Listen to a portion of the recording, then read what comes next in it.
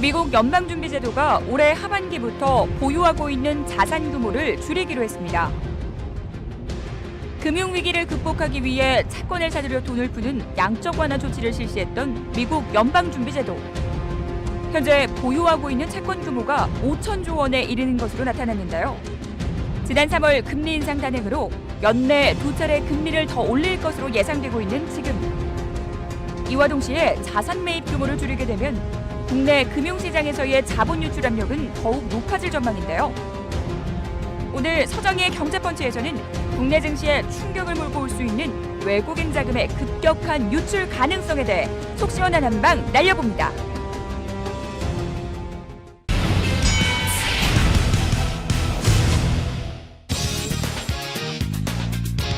안녕하세요. 서정희의 경제펀치 서정희입니다. 한국 경제의 오늘과 내일을 고민하고 통쾌한 한방으로 문제점까지 짚어보는 경제펀치. 오늘 함께해 주실 분입니다. 국제금융센터 정규돈 원장님 모셨습니다. 안녕하세요. 네, 안녕하십니까. 예, 네. 요즘 특히 좀 바쁘시다고 들었습니다. 네, 트럼프 대통령 당선 이후에 네. 그 정책 불확실성이 커지고 우리나라도 정치 공백으로 외국에 대응하는 게 어려운 상황입니다. 그래서 국제금융센터는 국제금융 위기 재발 방지를 위해서 만들어졌는데 지금도 내부 외환에 가까울 만큼 어려운 시기이기 때문에 그래서 안팎으로 바쁘시군요. 예. 사실 국제금융센터가 바빠지면 저희 경제에 조금 위험 시그널이 온다는 얘기인데 얼리 워닝 시스템이라고 그러나요? 조기 경보 맞습니다. 시스템 그런 걸 아마 작동하고 계실 텐데 아직은 그 단계는 아니겠죠? 현재 상황은 외환 위기 상황하고는 전혀 다른 것 같습니다. 그래서 대외 건전성 같은 거는 전혀 문제가 없다고 보시면 되겠습니다. 외환위기 때하고 비교했을 때 단순히 외국인 자금이 들어오느냐 빠지느냐 그 정도 문제 갖고는 비교는 안 되는 것 같습니다. 그때에 비해서 워낙 많은 외환 보유고를 갖고 있고 그렇긴 합니다만 그럼에도 불구하고 외국인 자금이 들고 나는 게 뭔가의 그 하나의 그 징후나 시그널이 되지 않느냐라는 측면에서 많은 그 시장 관계자들은 그쪽을 좀 보고 있는 것 같아요. 몇 달 전부터 4월 위기설도 나오고 하면서 이 4월에 여러 가지 그 뭔가 그 촉각을 곤두세웠는데 걱정했던 것보다는 그래도 조용히 좀 넘어가는 편인데 어떻게 보십니까? 4월 위기설 가니까 또 10월 위기설 또 바로 나옵니다. 그래서 위기라는 거는 예견을 하면 위기가 아니다. 그렇죠. 오히려 예견을 못한 위기, 뭐 블랙스완이라고 합니다만 그거를 사실은 더 주의를 해야 될 것 같습니다. 그래서 예견된 위기는 그 비상 대비 계획도 다 세워져 있고 그래서 예견된 위기는 사실은 큰 위기는 아니라고 봅니다. 이제 4월 위기설이 나온 이후에 그게 예견돼서 그런지 일단은 현재 조용히 가고 있는데 외국인 자금의 흐름을 한번 좀 짚어주셨으면 해요. 작년 말부터 지금까지 제법 많이 들어왔습니다. 얼마나 들어왔습니까? 일단은 그 주식 자금으로는 약 6조 가까이 지금 들어와 있고요. 금년 들어서. 그 채권 자금은 한 10조 가까이 들어와 있습니다. 전에 비해서 이게 얼마나 많이 들어온 겁니까? 작년 같은 경우는 이제 주식은 12조 또 들어왔고요. 채권은 그것만큼 또 빠졌습니다. 그래서 주식도 들어오고 채권도 들어오는 뭐 어떻게 보면 홍수는 아니지만 굉장히 유입량이 많은 걸로 그렇게 보시면 될 것 같습니다. 그 자금들의 어떤 특징이 좀 있나요? 금융감독원 자료를 보니까 그 조세 피난처 4개 지역이 되겠습니다만은 약 6조 중에서 약 2조 정도가 들어와 있는 걸로 파악이 됐습니다. 그런데 이 자금들은 뭐 예년에도 들어왔다 나갔다 하는 자금이기 때문에 뭐 새롭게 뭐 들어왔다고 볼 수만은 없고요. 미국계 자금이 특히 약 7조 남짓 들어왔는데 이 자금은 오히려 이제 장기 투자 자금입니다. 그 뮤추얼 펀드 위주로 돼 있는데 그래서 단기 자금 그 뭐 일명 한만이라고 할 수 있는데 그 자금은 뭐 그렇게 크지 않은 것 같습니다. 다만 원화 강세가 나타나면서 환차익을 노리고 이제 미국계 자금에 1조 정도 들어와 있습니다. 그래서 그 자금은 이제 뭐 단기 자금이라고 볼 수 있을 것 같습니다. 주가 지수에 따라서 이제 변동이 있을 수 있습니다. 조세 피난처에서 들어온 단기성 자금, 소위 한mon이라고 할 수 있는 부분이 늘긴 늘었지만 전체 규모에 비해서 그게 특별히 유의미할 정도는 아닌 것 같다는 말씀이시고 아무튼 미국계 자금과 조금 장기성 또 한mon이라고 할 수 있는 그런 단기성 자금 왜 이렇게 올 초에 많이 들어왔을까요? 지금 16년에 비해서 17년 세계 경제 전망, 선진국, 신흥국 막론하고 기대가 높습니다. 네. 그다음에 이제 아주 마이너한 걸로 작년에 브렉시트 이후에 올해 이제 네덜란드 선거가 3월에 있었고 4월에는 이제 프랑스 대선이 있는데 네. 유럽이 조금 정치적으로 불안정하니까 상대적으로 아시아존 특히 한국에 이제 상대적으로 양호한 국가로서 이 증시 자금이 유입이 되는 걸로 보고 있고요. 세 번째로는 이제 3월 달에 미국의 금리 인상이 있었습니다마는 급격하게 인상하지 않는 걸로 그렇게 이제 발표가 되면서 원화가 이제 또 강세로 전환이 됐습니다. 그래서 원화 강세에 따른 이제 유입 자금이 늘어나는 걸로 그렇게 보고 있습니다. 하나 짚고 넘어가죠. 원화가 강세가 된다거나 또는 강세가 예상이 된다 그러면 자금이 들어오는 요인이겠죠. 그렇습니다. 달러가 들어와서 원화로 바꿔진 상태에서 투자가 됐는데 그 원화가 강세가 돼서 나중에 나갈 때쯤 됐을 때 더 달러 가치로 바꾸면 더 커졌기 때문에 그렇습니다. 네, 그런 일단 원화 가치가 높아지면 외국 달러 자금이 더 들어오는 요인이 된다. 연초에 그런 이유로 달러 자금이 전례 없이 조금 더 많이 들어왔다면 앞으로는 어떻게 보십니까? 유입 유출을 이제 요건을 볼 때 그 내외 금리 차가 이제 우선적으로 요인이 될 수 있는데 미국 금리는 당초 예상대로 한 6월이나 12월 정도에 인상할 걸로 보고 있습니다. 그래서 한은에서 국내 금리를 인상하지 않는다고 전제했을 때는 아무래도 유입 요인이 조금 약화되는 걸로. 유기 자금을 그렇게 본다면 아까 우리 그 조세 피난처에서 출처인 좀 더 단기성 한머니는 어떨까요? 한머니는 이제 금리차뿐만 아니라 뭐 환율, 그다음에 경기, 뭐 그거는 그 시황에 따라서 경기 상황에 따라서 단기 자금이다 보니까 단기 변동 요인으로 보시면 될 것 같습니다. 미국의 금리 변동이라는 건 이제 큰 의미에서 이제 예고는 돼 있습니다. 하반기 한 적어도 한 차례 또는 두 차례 정도 인상이 될 거다. 또 아주 한머니성으로는 작은 에피소드에도 움직일 수 있는 어떤 단기성 자금이 있습니다. 그 부분이 우리가 뭐 당장 예측은 사실 어렵습니다. 중기적인 요인으로 최근에 미국 그 FRB 그 연방준비제도 이사회 중앙은행 쪽에서 중요한 의미의 시그널을 또 했어요. 자기들 나름대로의 자산을 줄이겠다. 이 표현이 있은 뒤에 부분적으로 해외로 나갔던 이머징 신흥국에 나갔던 돈들이 다시 조금 걷어들일 수 있다는 우려가 나오고 있는데 그게 그 어떤 교과서적으로 어떻게 이어지는 그런 얘기인가요? 우선적으로 숫자를 먼저 말씀드리면 국제금융 위기 이후에 미국이 이제 금리 인하도 단행을 했고 그 다음에 미국의 이제 국채라든가 주택 저당 채권을 매입을 했습니다. 그래서 양적 완화를 실시를 했는데 매입했다는 건 그만큼 자기가 갖고 있던 달러를 풀었다는 겁니다. 그래서 지금 약 그 3월 기준으로 한 4.2조 불의 자산을 보유하고 있습니다. 그때 사들인 이제 채권들. 그래서 이 자산을 금리 인상과 동시에는 이제 좀 피할 걸로 봅니다만은 자산을 가지고 있는 거를 지금은 재투자 형식으로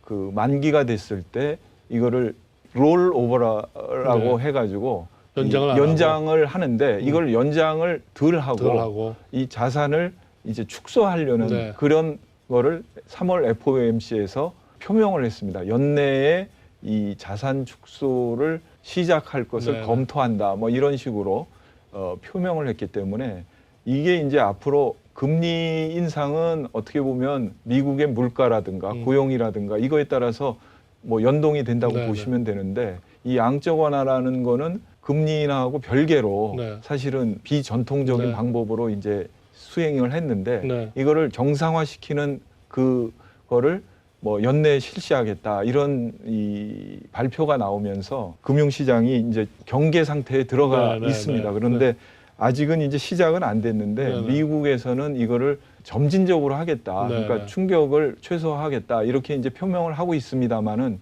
실제로 이제 자산이 축소되면서 자산 가격이 이제 하락할 가능성도 있고. 다시 정리를 해보면은 미국의 중앙은행이 자산을 축소한다는 얘기는 마치 금리 인상 효과처럼 시중의 자금을 이렇게 조금 오히려 거꾸로 걷어들인다는 시중에 자금을 풀어서 자산을 샀던 걸 오히려 시중에 되팔고 그 자금을 걷어들이니까 금리를 올리는 효과처럼 이렇게 나타날 것 같군요.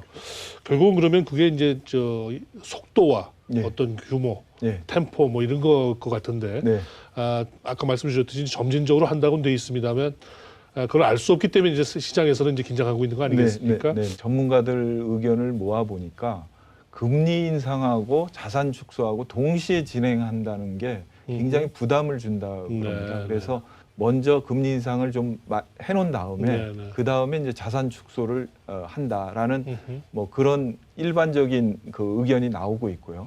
그 다음에 4.2조 중에서 그 주택 저당 채권이 이제 1.7조 정도 분되는데 그거부터 먼저 좀 시작을 하겠다. 그래서 지금도 사실은 롤오버를 한 50% 정도밖에 안 하고 있습니다. 그래서 이 롤오버를 줄이겠다. 즉 그 축소를 더 하겠다. 이제 이런 식으로 하고 있고요. 그래서 시장에 하여튼간 가장 부담이 덜 주는 쪽으로 이제 한다는 게 지금 현재 나와 있는 상황입니다.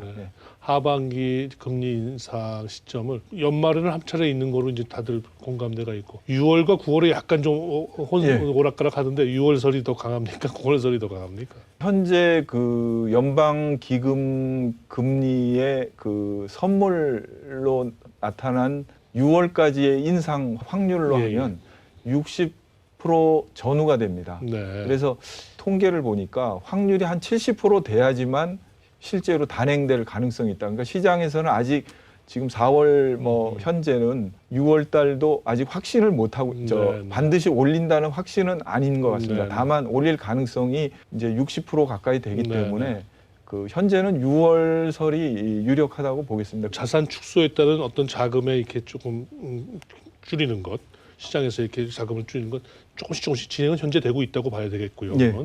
6월이냐 9월이냐인데 여러 가지 템포를 보면서 자기들 나름대로 이제 판단을 하겠군요. 아까 지적해 주듯이 또 하나의 중요한 요인 중에 하나가 이제 환율 아니겠습니까? 환율 전망 어떻게 해야 됩니까? 미국의 경제 상황에서는 달러 강세다.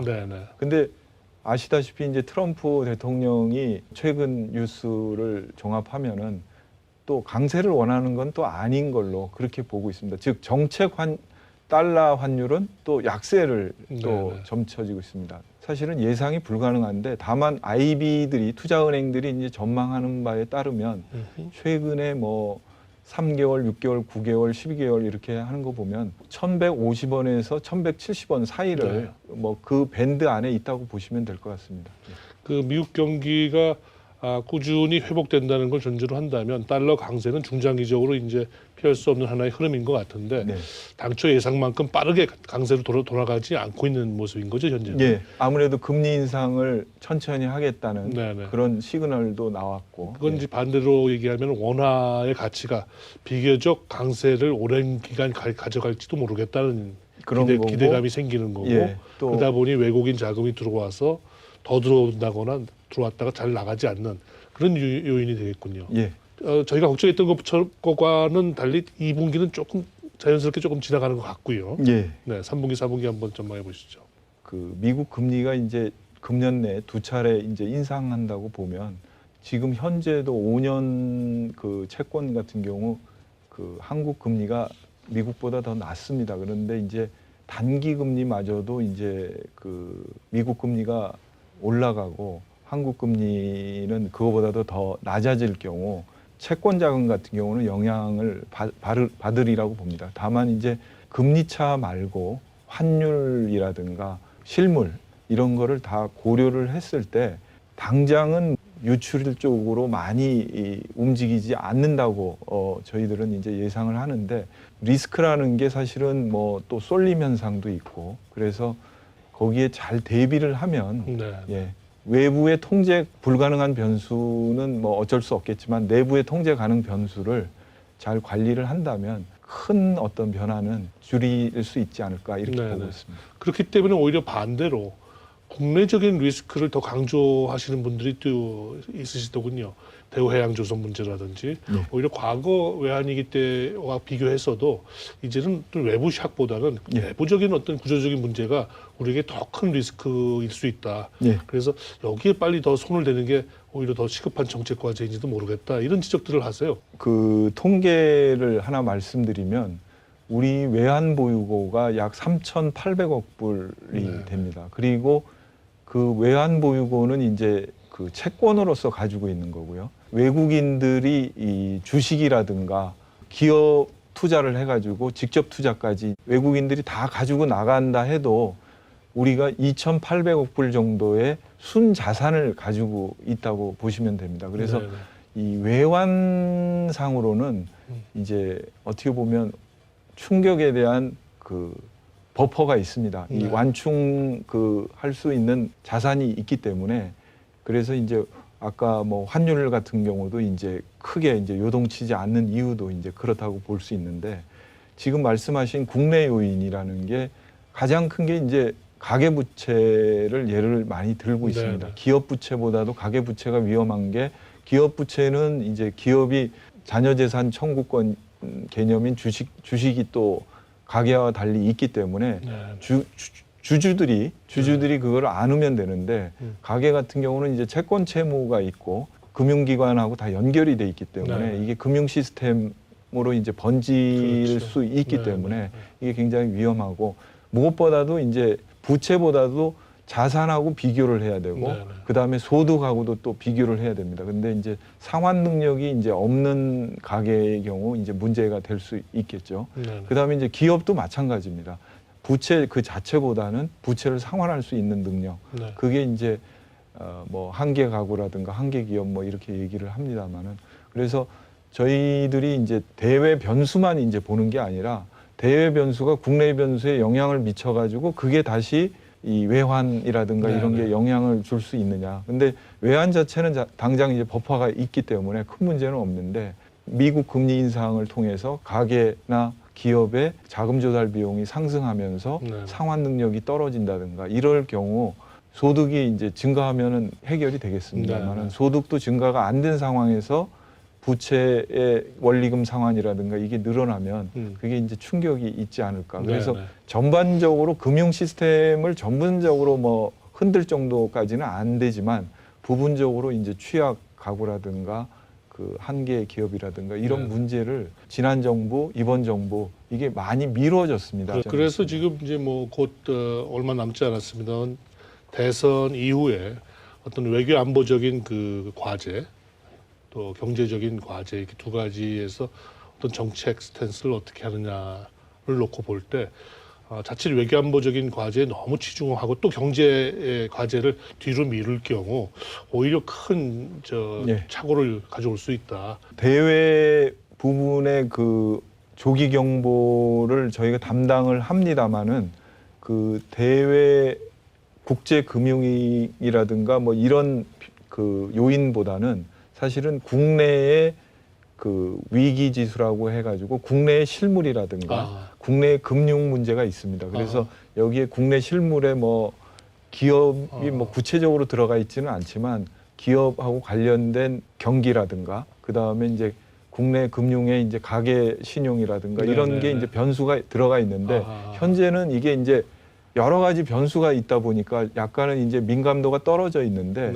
부분적으로 보면은 이 국내 위험의 기업 구조 조정이라든가 가계 부채 상환 능력이라든가 이런 게 외국에서도 한국의 이제 취약성 요인으로 계속 지적을 합니다. 그래서 자원 배분이 결국은 이제 효율적으로 돼서 소득과 부가 이제 늘어나야 되는데 부채는 안 줄어들고 자산이나 소득은 그걸 감당해낼 수 있을 능력이 안 되면 이제 문제가 발생합니다. 방금 말씀 주신 내용을 이렇게 이해해도 될까요? Early Warning 시스템, 조기 경보 시스템이라는 것이 이제 여러 가지 변수들로 이제 구성을 해서 매번 체크를 하실 텐데 그것의 구성 요소들이 항상 일정한 게 아니라 이렇게 좀 변화가 되는데 맞습니다. 아주 위기 직전 직후 때는 굉장히 대외적인 요인들을 많이 넣겠지만 지금은 우리 경제 볼륨도 커지고 이렇게 하면서 저 대외 부분이 많이 안정화되면서 또 오히려 정작 중요한 것은 국내적인 요인들이 많이 포함되어 있다. 뭐 이렇게 이해를 할 수 있겠군요. 그렇죠. 그래서 이쪽의 위험이 더 커지면 실제 더 얼리워닝의 문제가 되는. 위험의 이제 그 발생 그 원인 중에서 이 국내 요인이 오히려 더 비중이 더 커져야 되지 않느냐. 그래서 해외 투자자들이나 IB들도 국제 투자은행들도 저희 쪽의 국내 요인들을 그렇게 굉장히 중요하게 보는 이유가 이제 그렇기 때문에 네, 그렇겠군요. 네. 알겠습니다. 외국인 자금 중에서 이제 그 주식 자금으로 들어오는 게 있고 채권 자금이 있고 뭐 있지 않습니까? 네. 약간 성격이 어떻게 다릅니까? 주식 자금은 아무래도 이제 기업 실적하고 연관이 있다고 보시면 될 것 같고요. 채권 자금은 아무래도 이제 금리를 목적으로 하는 거고, 공통적으로는 이제 환율이 이 원화로 바꿔야 되기 때문에 이제 환율이 이제 적용이 된다고 볼 수 있고요. 네. 그 외국인 주체별로 또 뭐 특성이 있습니다. 뭐 유럽계 자금은 단기 자금이 많은 걸로 나타나 있고요. 미국계 자금은 장기 자금이 있을 수 있고요. 채권 자금에서도 중앙은행 자금하고 일반 투자 자금 이거하고 이제 또 달라질 수 있고요. 중앙은행 자금은 아무래도 안정적인 자금이라고 볼 수 있습니다. 그래서 작년에 이제 템플턴이 약 10조 이상 빠져나갔는데 그거는 이제 단기 자금으로서 이제 빠져나갔다고 볼 수 있고, 대신에 이제 금년 들어서 이제 중앙은행 자금이 많이 들어오는데 이거는 이제 좀 안정적인 자금이 들어갔다고 볼 수 있습니다. 네. 대체로 그 자금의 성격이 어떤 자금이라는 게 바로바로 확인이 되나요? 대외적으로는 이제 공개가 안 되는 자료입니다. 그래서 그렇군요. 제한적으로 이제 접근을 하고 내부적으로 이제 기초 통계를 받고 금융감독원으로부터 이제 모든 자료를 받지 않고 부분적으로 받습니다. 그래서 부분적으로 받은 자료를 통해서 큰 자금의 그 성격을 추정하고 있다고 보시면 됩니다. 지금 그 소위 말한 그 대외 부문과 관련한 얼리워닝 시스템과 연주어서 가장 좀 그 관심 있게 보고 계신 그 변수라든지 우리가 앞으로 또 주목해서 봐야 될 부분이라든지. 아무래도 이제 저희 조직의 특성상 국제금융을 해야 되기 때문에 외국인이 한국 경제를 어떻게 바라보느냐 이게 이제 굉장히 키고, 그거를 이제 뭐 말로 하는 것보다는 이제 돈을 움직이기 때문에 그게 이제 제일 키인데, 금년 들어서는 당장 이제 미국의 환율 보고서가 이제 그 문제가 되기 때문에 그거에 따라서 이제 환율도 이제 저희가 관심 있게 보고 있는, 추가로 또 보고 있는 것 중에 하나가 되겠습니다. 그 다음에 이제 무역이 이제 자국 중심으로 되다 보니까 이게 이제 경상수지도 또 연결이 됩니다. 그래서 대외 실물인 그 경상수지, 그거에도 이제 또 주의를 기울여야 되지 않느냐. 굉장히 중요한 시점에 바쁜 나날을 보내고 계실 것 같은데 앞으로 큰 기대해보겠습니다. 네, 오늘 감사합니다. 예, 경제학에 이런 말이 있습니다. 거래 비용이라고요. 트랜잭션 코스트라는 말이 개념이 있는데요. 그 중에 하나의 얘가 신뢰도 얘가 아닐까 싶습니다. 사회의 신뢰가 쌓이다 보면 그만큼 거래 비용이 주는 거죠. 반대로 사회의 어떤 신뢰가 떨어지고 땅에 떨어지고 불신하게 되면 그만큼 곳곳에 어떤 거래 비용이 늘어납니다. 요즘 우리 정치가 실종되고 그러다 보니까 이런 거래 비용이 많이 불어나 있는 그런 시점 아닌가 싶습니다. 빨리 정치가 회복되고 그래서 우리 사회가 안정되면서 새로운 성장의 모멘텀이 다시금 다져지는 그런 시점을 기대해 보겠습니다. 서정희의 경제 펀치 오늘 여기서 인사드리겠습니다. 감사합니다.